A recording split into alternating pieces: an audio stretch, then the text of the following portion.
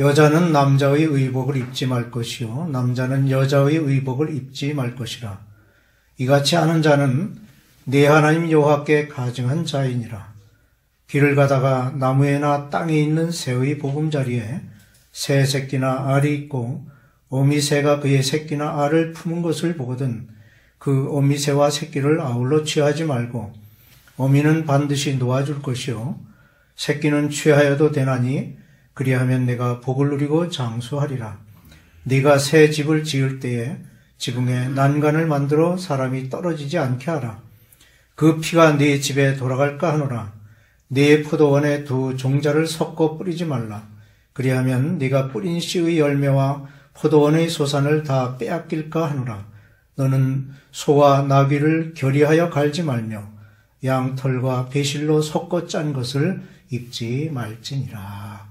아멘. 성경이 읽어지네를 저술하고 생터 성경 사역원을 설립한 이애실 대표는 성경의 중요한 워딩 두 가지를 말합니다. 하나는 하나님은 왕이시다. 그리고 다른 하나는 섞이면 안 된다는 것입니다. 성도는 거룩하게 구별된 자라는 뜻을 가진 것으로 세상의 세속적인 것에 휩쓸리거나 세상과 타협해서는 안 되는 것입니다.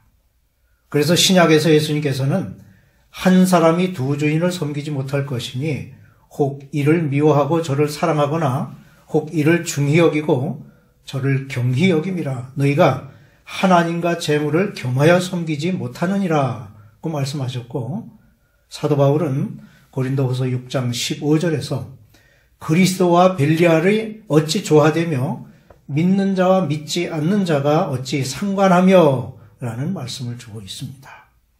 선택받은 이스라엘 백성은 430년 동안 애굽에서의 노예 생활과 40년 광야 생활을 통하여 훈련받고 가르침을 받았는데 특히 레위기에는 이제 그들이 약속의 땅 가나안에 들어가게 되면 그곳에 이미 정착하여 살고 있는 족속들이 가지고 있는 소위 가나안 종교와 풍습들은 너희가 따르지 말아야 한다고 경계하시면서 그 내용들을 일일이 나열하는 말씀들로 채워져 있습니다. 오늘 말씀은 그러한 경고들 중에 한 부분으로 순수한 신앙을 지키기 위해서 어떻게 해야 하는지에 대해서 말씀하고 있습니다. 그 예를 몇 가지로 들고 있는데 남자와 여자의 복장으로 성의 구분을 지키라는 것과 새를 어미새와 함께 취하지 말고 어미새는 놓아주어서 자연을 보호하는 것과 동시에 동물에게까지 자비를 베풀어 주라는 것, 그리고 집을 건축할 때 안전을 위한 최대의 주의를 기울여 애매한 사람이 피해를 입지 않도록 하라는 것입니다. 신앙의 진정한 의미는 어떤 대단한 일보다 작은 것에서 시작된다는 것을 알아야 합니다. 예수님께서는 가장 작은 씨앗인 겨자씨가 자라서 공중의 새가 깃드는 큰 나무를 이룬다고 말씀하셨고 누룩은 보이지 않지만 부풀어 오르면 그 부피가 늘어난 것에 대해서 말씀하셨습니다. 이 말씀에는 사소한 것을 통해서 진리를 가르치고자 하시는 영적 교훈을 담고 있습니다. 오늘날 성도들은 신앙의 외형적인 것에 치중하는 경향이 있습니다.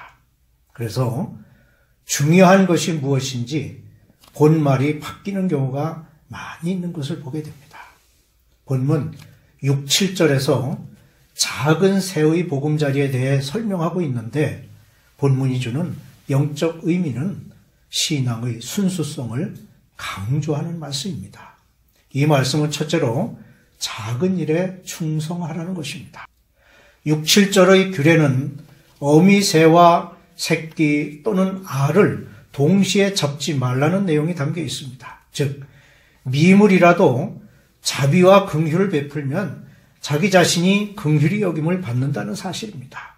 마태복음 5장 7절에 긍휼히 여기는 자는 복이 있나니 그들이 긍휼히 여김을 받을 것이며 라고 말씀하셨습니다. 그리고 예수님께서는 약한 것에 대해서도 여러 번 말씀하셨습니다. 천국은 어린아이와 같지 아니하면 결단코 들어가지 못하리라고 하셨고, 누구든지 나를 믿는 이 작은 자 중 하나를 실족하게 하면 차라리 연자 맷돌이 그 목에 달려서 깊은 바다에 빠뜨려지는 것이 나으니라고 말씀하셨습니다. 사소한 규례라도 지키면 축복이 임하게 됩니다. 작은 새에 대한 언급은 극히 작은 규례에 속하는 것입니다.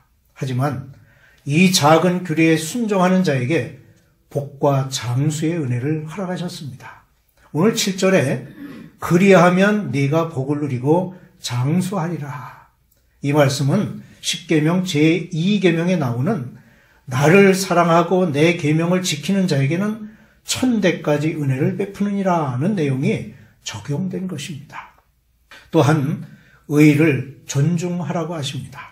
의라는 표현에는 거룩하다는 의미가 들어 있습니다.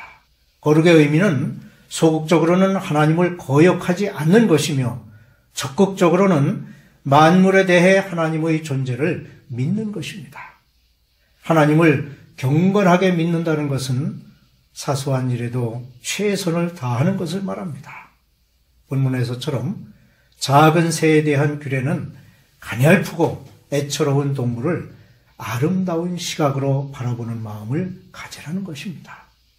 둘째로 신앙의 순수성은 신앙의 질서를 의미합니다. 고린도전서 14장 40절에 모든 것을 품위 있게 하고 질서 있게 하라는 말씀이 있습니다. 품위 있게 하라는 것은 강압적으로 하거나 억지를 부리지 말라는 뜻입니다. 즉 본문에서처럼 자연계의 질서를 파괴하지 말라는 의미입니다. 사실 어미새의 목숨까지 취하는 일은 생태계를 파괴하는 일입니다. 우주의 모든 일들은 눈에 보이건 보이지 않건 매우 합법적이며 조직적으로 되어 있습니다. 그래서 인간이 자연계를 파괴할 때마다 부작용이 일어날 수밖에 없습니다. 한 마리의 작은 새를 포획하는 일조차 자연계의 질서를 파괴하는 행위가 될 수 있습니다. 하나님께서는 인간의 마음속에 질서라는 두 글자를 새겨두시고 그 질서를 지킬 것을 요구하십니다. 셋째로 순수한 신앙은 탐욕과 정욕을 버리라는 뜻을 담고 있습니다. 사도 바울은 고린도전서 6장 10절에서 도적이나 탐욕을 부리는 자나 술 취하는 자나 모욕하는 자나 속여 빼앗는 자들은 하나님의 나라를 유업으로 받지 못하리라고 하셨습니다. 탐욕을 가진 자나 속여 빼앗는 자는 결코 하나님의 유업을 받을 수 없게 됩니다. 그 이유는 야고보 사도가 말한 것처럼 욕심이 잉태한 즉 죄를 낳고 죄가 장성한 즉 사망을 낳게 되기 때문입니다. 죄는 자기의 욕심에 이끌려 미혹되기 쉽습니다. 미혹되면 결코 순수한 신앙이 정립될 수 없을 것입니다. 성경에는 거짓말이란 용어가 71회 등장하는데 그 중에서 가장 무서운 경고의 말씀이 요한계시록 21장 8절에 들어있습니다. 즉 그러나 두려워하는 자들과 믿지 않은 자들과 흉악한 자들과 살인자들과 음행하는 자들과 점술가들과 우상 숭배자들과 거짓말하는 모든 자들은 불과 유황으로 타는 못에 던져지리니 이것이 둘째 사망이라 했습니다. 불과 유황으로 타는 못에 던져질 자들을 언급하는 가운데 제일 나중에 언급하여 그 중요성을 지적하고 있는 거짓말은 인간의 삶에서 너무나 쉽게 행할 수 있는 일이고 그것이 그렇게 큰 잘못이 아닌 것처럼 느껴지므로 어른 아이 할 것 없이 저지르기 쉬운 무서운 죄임을 알아야 합니다. 지금 우리는 거짓이 난무하는 세상을 살아가고 있습니다. 그리고 역사적으로 뼈아픈 전쟁이나 독재자들의 폭압 정치에는 언제나 거짓으로 선동함에 속아 인륜을 저버린 악행이나 자유가 억압받는 일들이 계속되고 있습니다. 어떤 사람은 소위 하얀 거짓말은 정당하다고 말하지만 이것 역시 거짓에 해당되며 단언컨대 요한계시록에서 경고하고 있듯이 거짓말하는 자는 결국 불과 유황으로 타는 불에 던져질 수밖에 없을 것입니다.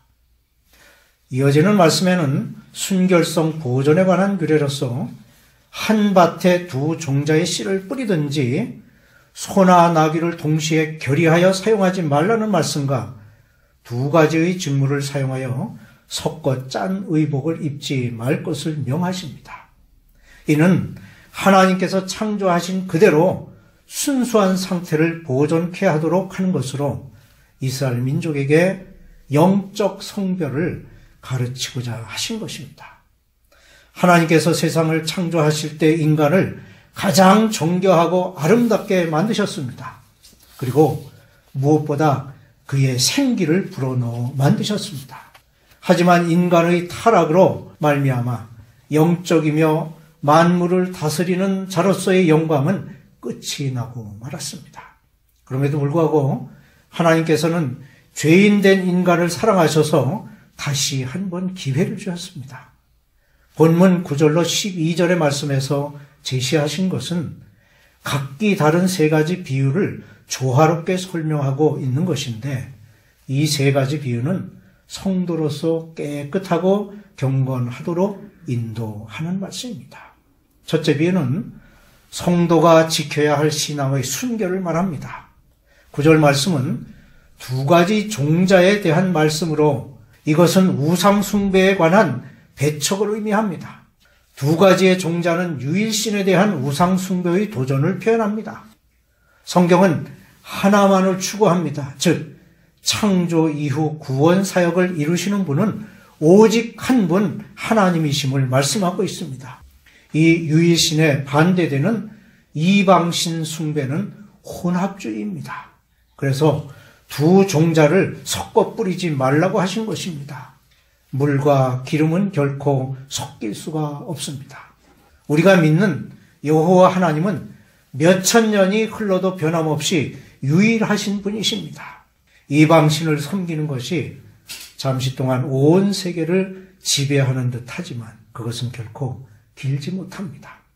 그것은 비진리가 진리가 될 수 없음을 증명해주고 있는 것입니다. 또한 거짓이 참된 것이 될 수 없으며 육적인 것이 영적인 것이 될 수 없음을 보여줍니다. 이렇게 유리하신 하나님은 어제나 오늘이나 영원히 동일하게 변함이 없으십니다. 인간이 변하고 역사가 변해도 진리는 변화되거나 퇴색되지 아니합니다. 그러므로 성도는 두 마음을 품어서는 안 됩니다. 둘째 비유는 창조의 질서를 잘 보존하도록 하신 것입니다. 하나님의 창조 질서는 인간의 허영심이나 호기심 또는 탐욕의 마음으로 이루어질 수 없습니다. 오직 하나님의 공의로서 사람들의 영혼을 인격적인 사람으로 만듭니다. 본문 10절에 소나 나귀를 결의하여 갈지 말라는 것은 성분이 다른 것이 함께 할 수 없다는 뜻입니다. 소나 나귀는 우선 개체가 다릅니다. 그리고 일에 분량이 같지 않습니다. 두 종류의 짐승을 함께 부리는 일은 결국 부조화를 이루고 말 것입니다. 그것은 하나님께서 소와 나귀를 결의하여 부릴 수 있도록 만들지 않으셨기 때문입니다. 그런데 타락한 인간의 성품은 하나님의 창조의 질서를 깨뜨리고 무질서와 혼란을 가져왔습니다.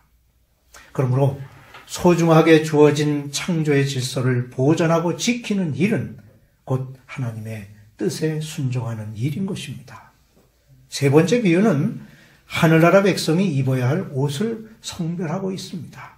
본문 11절 말씀에서 양털과 배실로 짠 것은 그 기능을 우리가 눈으로만 봐도 구별할 수 있는 직물입니다.